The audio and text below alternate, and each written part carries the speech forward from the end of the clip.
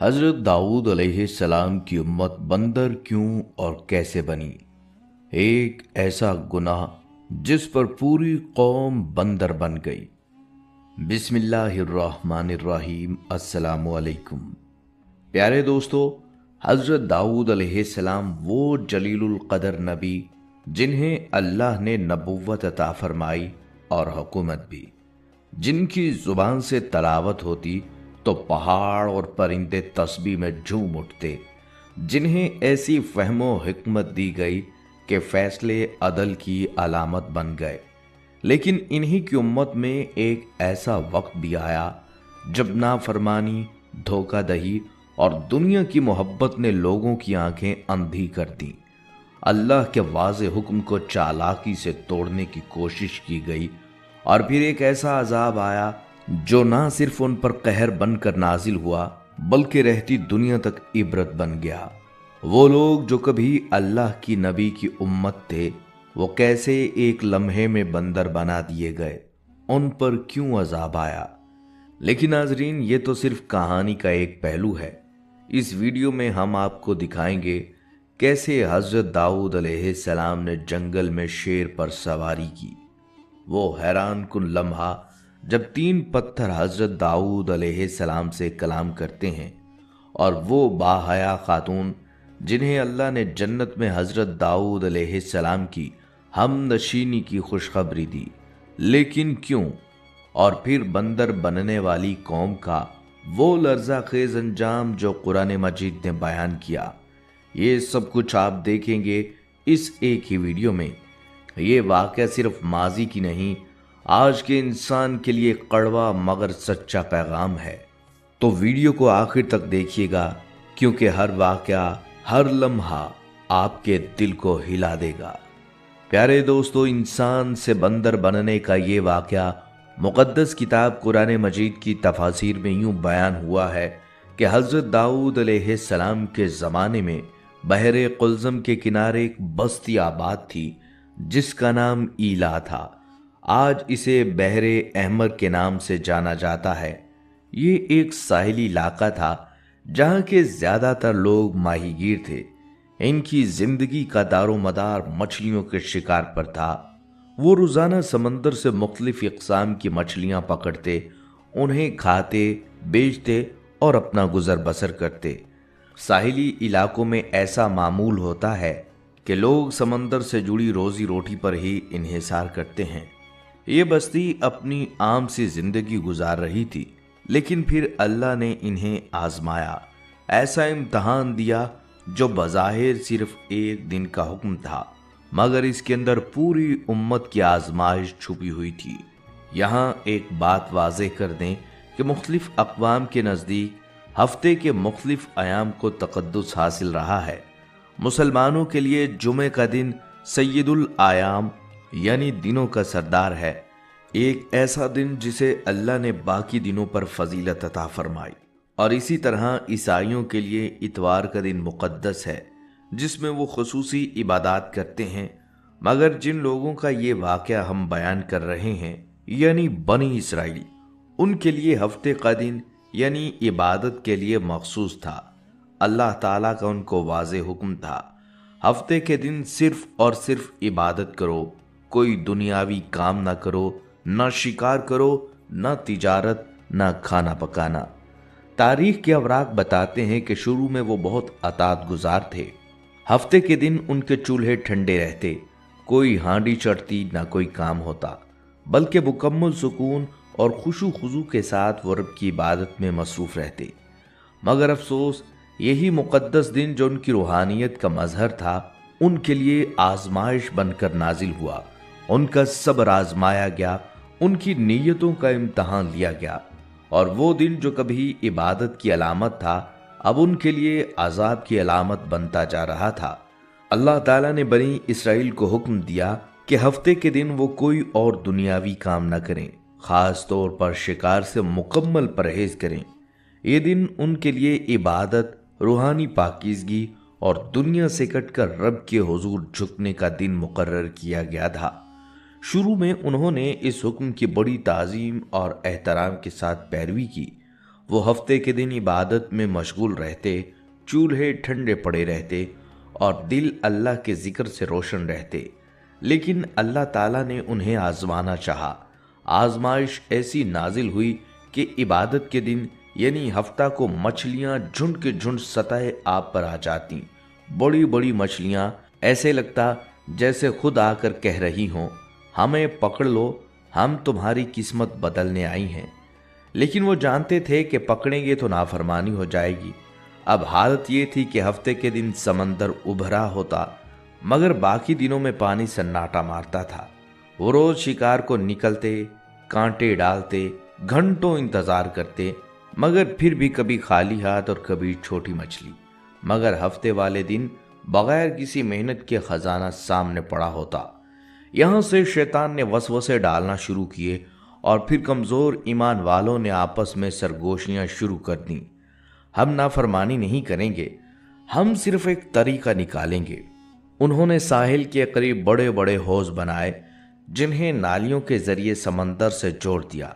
हफ्ते के दिन जब मछलियां आती तो वो पानी के साथ बहकर इन हौजों में कैद हो जाती। अब वो जाहिरन हुक्म की खिलाफ वर्जी नहीं कर रहे थे, लेकिन हकीकत में अल्लाह के हुक्म को चालाकी से तोड़ रहे थे। इतवार को वो आते और आसानी से इन मछलियों को निकाल कर खा लेते। उनकी जुबानों पर तकवा था, मगर दिलों में दुनिया और अमल में नाफरमानी की मक्कारी। अब यह मामला सिर्फ एक चालाकी तक महदूद न रहा, बल्कि खुल्लम खुल्ला अल्लाह के हुक्म की मुखालफत शुरू हो गई। हफ्ता आता तो ये लोग इबादत में मशगूल होने की बजाय इस सोच में रहते कि आज कितनी मछलियां फंस गई होंगी, कल हमें कितना मिलेगा। उनके दिल इबादत से हट चुके थे।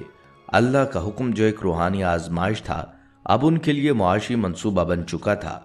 और यही वो लम्हा था जब ये कौम नाफरमानी की राह पर चल निकली। अल्लाह ताला को उनका हीला कतन पसंद ना आया, क्योंकि अल्लाह ताला उनकी इबादत में खुलूस, अतात और तकवा देखना चाहता था। लेकिन उन लोगों ने इबादत को छोड़कर एक बेबुनियाद चाल चली, और जब बंदा अतात की राह छोड़कर चालाकी इख्तियार करता है तो फिर कुदरत खामोश नहीं रहती। दोस्तों, लेकिन सब लोग एक जैसे न थे। इस बस्ती में ऐसे भी लोग मौजूद थे जिन्होंने अल्लाह के इस हुक्म की खुली नाफरमानी में कभी हिस्सा न लिया। वो इस हीलाबाजी को सरासर गलत समझते थे, मगर कमज़ोर होने की वजह से खामोश रहते। अलबत्ता जब कभी मौका मिलता तो अपने करीबी लोगों को दिल से समझाते रहते थे। फिर एक दूसरा गिरोह भी था जो खामोश नहीं रह सकता था। वो जुमा के दिन समंदर के किनारे जाते जहां ये लोग हौजें खोद रहे होते। ये उनको चीख चीख कर समझाते कि ऐ लोगों, ये कैसी चालाकी है, अल्लाह को धोखा नहीं दिया जा सकता, बाज आ जाओ वरना तुम पर अजाब नाजिल होगा। मगर वो तीसरा गिरोह जिन्होंने दुनिया की राहत को दीन पर तरजीह दी, जो हफ्ते वाले दिन ही शिकार करते और अल्लाह के हुक्म को पसे पुश्त डाल चुके थे, अब वो खुलम खुला बागी और गुनहगार बन चुके थे। उनकी बेहयाई और सरकशी की हदें टूट चुकी थीं। ऐसे में जो पहला गिरोह था, नेक और इबादत गुजार, उन्होंने खुद को मुकम्मल तौर पर इन गुनहगारों से अलग कर लिया। वो शहर से दूर एक और गांव में चले गए, वहां एक बड़ी दीवार खड़ी की और अपने रब से तौबा की, ऐ अल्लाह, हम तेरे नाफरमान नहीं, हम इस हीले से बरी हैं।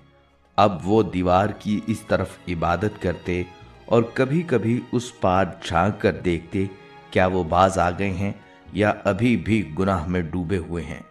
दूसरा गिरोह जो नसीहत करने वाले थे, वो भी अब अलग थलग रहते, लेकिन कभी कभार बस्ती आकर भी नसीहत करते रहते थे कि ऐ लोगों, इस शैतानी हीलेबाजी से बाज आ जाओ, वरना वो दिन दूर नहीं जब अल्लाह का अजाब तुम पर नाजिल होगा। और इन दिनों इस बस्ती में अल्लाह के जलीलुल कदर नबी हज़रत इब्राहीम अलैहिस्सलाम मौजूद थे। वो नबी जिन्हें अल्लाह ताला ने ना सिर्फ बादशाही अता फरमाई थी, बल्कि ज़बूर जैसा मुक़द्दस सहीफ़ा भी नाजिल फरमाया था। उनका दिल खौफ खुदा से लबरेज था और वो दिन रात अल्लाह की इबादत में मशगूल रहते। जब उन्हें ये मालूम हुआ कि उनकी कौम में ऐसा गिरोह भी है जो अल्लाह के हुक्म के साथ चालाकी कर रहा है اور ہفتے کے دن شکار سے بچنے کے لیے ہیلے اور بہانے بنا رہا ہے۔ تو حضرت داؤد علیہ السلام کے چہرے پر غصے اور دکھ کے آثار ظاہر ہوئے۔ انہوں نے قوم کو بار بار تنبیہ کی، واعظ و نصیحت کی، مگر جب وہ نافرمان باز نہ آئے تو آخرکار اللہ کے اس نبی نے ہاتھ اٹھا دیے اور فرمایا، اے اللہ، یہ تیری نافرمانی پر اتر آئے ہیں۔ یہ وہ قوم ہے جو تیرے حکم کو جانتی ہے مگر پھر بھی دھوکہ دے رہی ہے۔ اے میرے رب، ان پر ایسا عذاب نازل فرما کہ قیامت تک ہر کانپنے والا کانپ جائے، سننے والا لرز جائے۔ اور پھر عرش الہی سے عدل کا فیصلہ نازل ہوا۔ اللہ تعالیٰ نے اپنے نبی حضرت داؤد علیہ السلام پر یہ وحی نازل فرمائی، اے داؤد، جا کر اپنی قوم کو بتاؤ کہ جنہوں نے ہمارے حکم کو چالاکی سے توڑا، ہم نے انہیں دھتکارا اور کہا، ہو جاؤ بندر، ذلیل اور رسوا بندر۔ یہ الفاظ رب کائنات کی طرف سے غضب کا اعلان تھے، اور پھر وہ رات ان لوگوں کی زندگی کی آخری رات بن گئی۔ دوستو، صبح جب سورج طلوع ہوا تو اس بستی پر اندھیرا نازل ہو چکا تھا۔ لوگ اپنے گھروں سے باہر نکلے مگر دروازوں پر وہ چہرے نہ تھے جو رات کو دیکھے تھے۔ وہ انسان نہ تھے بلکہ بندر بن چکے تھے۔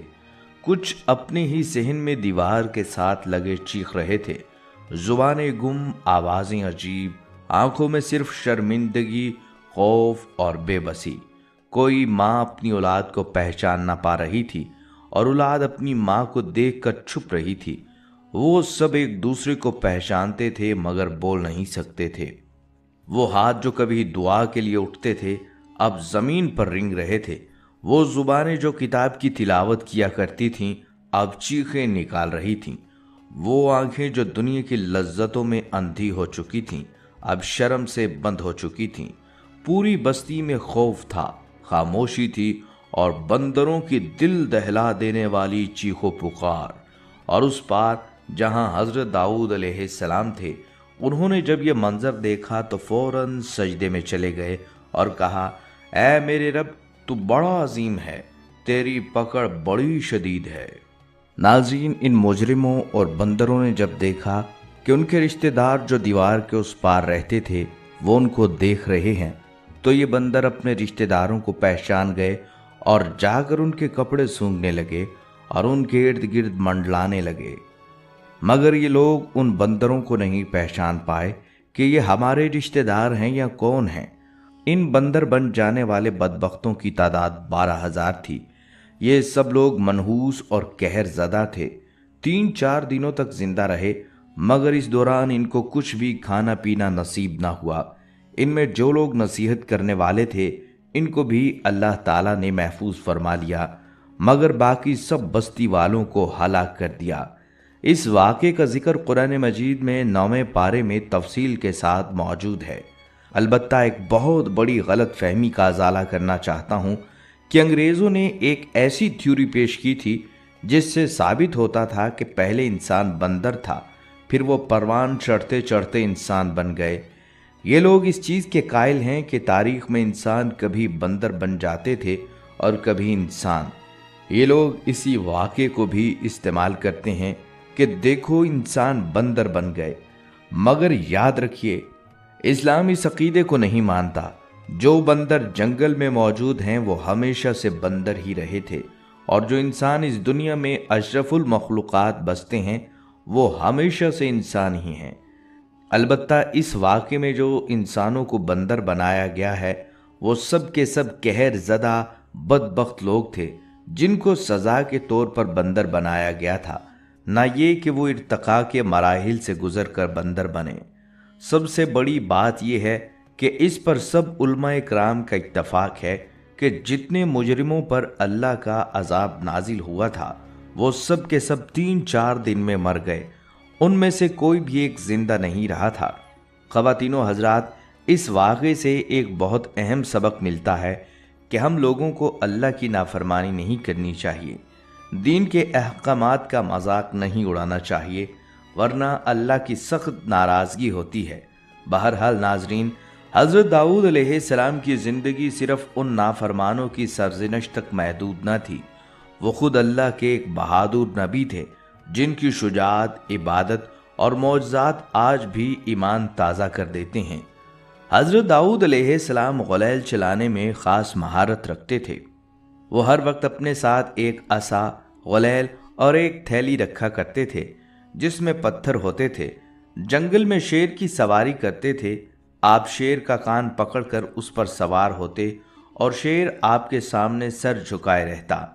ایک مرتبہ آپ علیہ السلام جنگل سے گزر رہے تھے کہ ایک پتھر سے آواز آئی، اے داؤد، میں ہجر ہارون ہوں، مجھ سے ہارون نے ایک شخص کو مارا تھا، مجھے اٹھا لیجئے، میں آپ کے کام آؤں گا۔ آپ علیہ السلام نے وہ پتھر اٹھا لیا اور کچھ دور چلے تھے کہ دوسرا پتھر اٹھا، میں ہجر موسیٰ ہوں، مجھ سے موسیٰ علیہ السلام نے ایک شخص کو قتل کیا تھا، مجھے اپنے پاس رکھ لیجئے، میں آپ کے کام آؤں گا۔ آپ علیہ السلام نے اس پتھر کو بھی اٹھایا اور اپنی تھیلی میں ڈال لیا۔ آپ ابھی چند قدم ہی چلے تھے کہ تیسرے پتھر نے صدا لگائی، میں ہجر داؤد ہوں جو نبی ہیں اور وہ مجھ سے جالوت کو ماریں گے۔ حضرت داؤد علیہ السلام نے اس پتھر کو بھی اٹھایا اور تھیلے میں ڈال لیا۔ اس وقت جالوت کا پورے ملک میں شہرہ تھا۔ یہ دیو ہیکل ظالم فلسطینی سردار تھا اور موجودہ اسرائیل اور فلسطینی ریاست پر انسانیت کی ناک میں دم کر رکھا تھا۔ وہ بنی اسرائیل سے شدید نفرت کرتا تھا، انہیں تنگ کرتا تھا۔ ریاست کا بادشاہ بھی جالوت کے مظالم سے تنگ تھا۔ اس نے اپنے وزیروں اور مشیروں کو بلوایا اور جالوت سے نجات کا طریقہ دریافت کیا۔ ایک معتمد خاص نے آگے بڑھ کر عرض کی، بادشاہ سلامت، میرا خیال ہے سلطنت میں یہ اعلان کروایا جائے، جو نوجوان بھی جالوت کو قتل کرے گا بادشاہ سلامت اسے آدھی سلطنت دیں گے۔ بادشاہ کو یہ تجویز پسند آ گئی۔ اس نے منادیوں سے ملک بھر میں اعلانات شروع کروا دیے۔ یہ اعلان حضرت داؤد علیہ السلام تک بھی پہنچا۔ جو ہی آپ نے یہ اعلان سنا، آپ کو فوری پتھر یاد آ گئے۔ آپ بھاگتے ہوئے منادی کے پاس پہنچے اور اس سے کہا، جالوت کو میں قتل کروں گا۔ منادی یہ خبر لے کر بادشاہ کی خدمت میں پہنچا اور بادشاہ کو بتایا کہ ایک نوجوان نے یہ چیلنج قبول کر لیا ہے۔ بادشاہ نے فوراً اس نوجوان کو طلب کیا اور ملاقات کے بعد مطمئن ہوا کہ یہی نوجوان جالوت سے ٹکر لے سکے گا۔ حضرت داؤد علیہ السلام کے اس چیلنج کے بعد اسرائیلیوں اور فلسطینیوں کے درمیان جنگ کا آغاز ہو گیا۔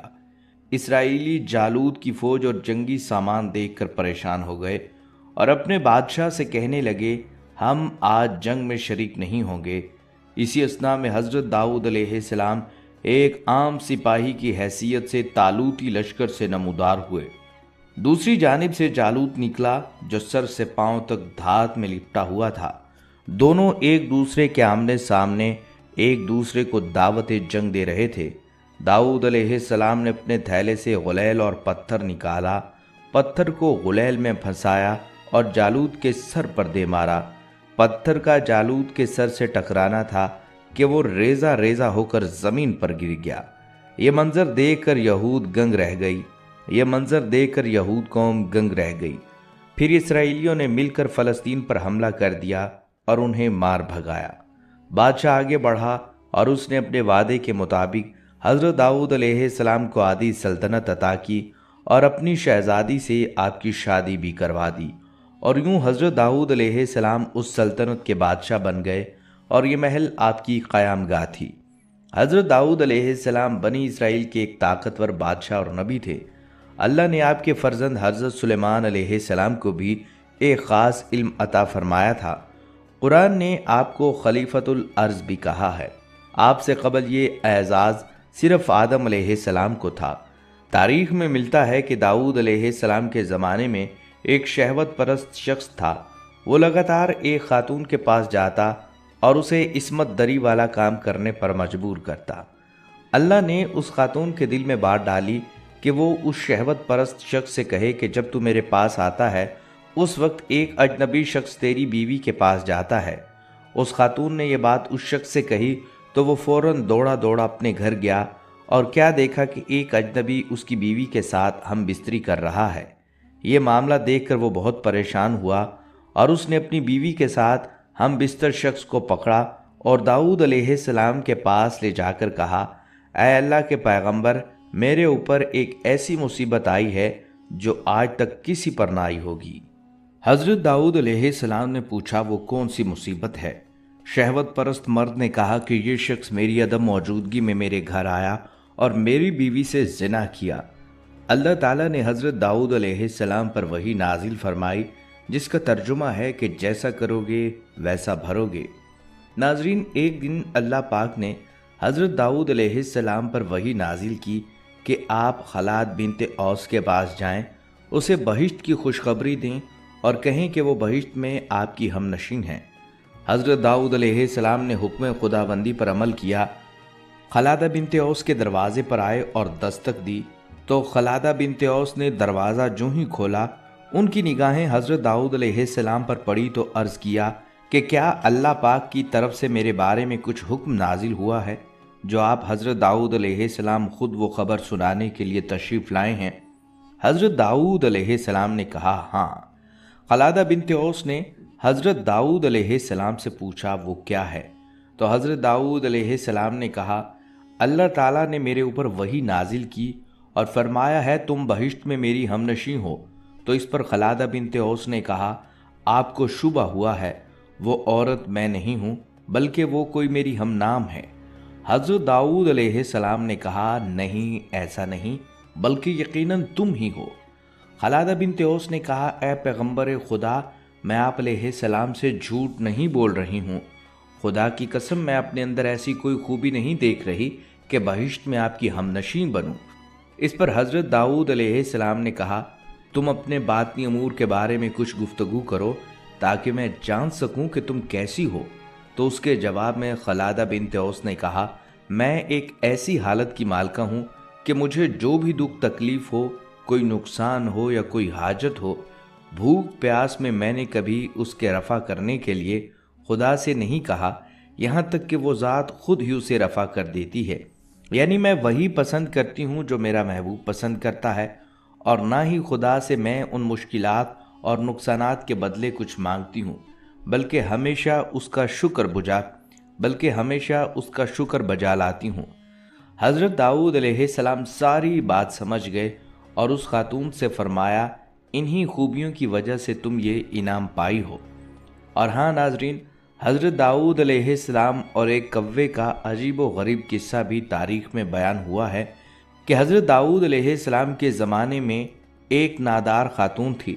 اس کے پاس جو تھوڑی بہت رقم تھی، اس سے اون یا روئی وغیرہ خریدتی تھی اور اسے کاٹ کر اس کی اٹیاں بناتی تھی، پھر اس کو بیچ کر انتہائی سادگی سے اپنی اور بچوں کے اخراجات پورے کرتی تھی۔ ایک دن وہ سوت کاٹ کر اس کی اٹیاں بنا کر بازار میں بیچنے کے لیے سر پر رکھے جا رہی تھی کہ اچانک تیزی سے ایک کوا آیا اور ایک اٹی اٹھا کر لے گیا۔